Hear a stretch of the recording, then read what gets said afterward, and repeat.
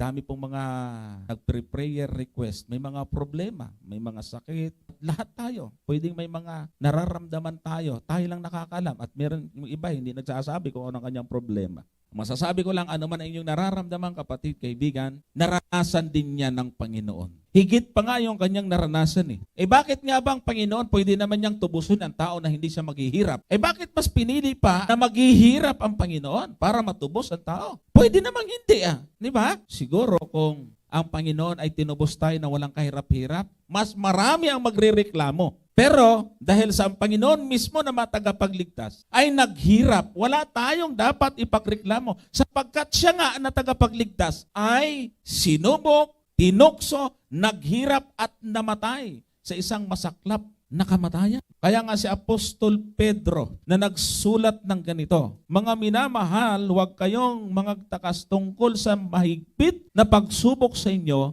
na dumarating sa inyo upang kayo'y subukin na waring ang nangyayari sa inyo'y di karaniwang bagay, kundi kayo'y mga galak sapagkat kayo'y mga karamay sa mga hirap ni Kristo upang sa pagkahayag ng kanyang kaluwalhatian naman ay mga galak kayo ng malabis na galak. Sobrang na-appreciate na Apostol Pedro ang kamatayan ng Panginoon. Tayo na-appreciate ba natin, mga kapatid, ang kamatayan ng ating Panginoon?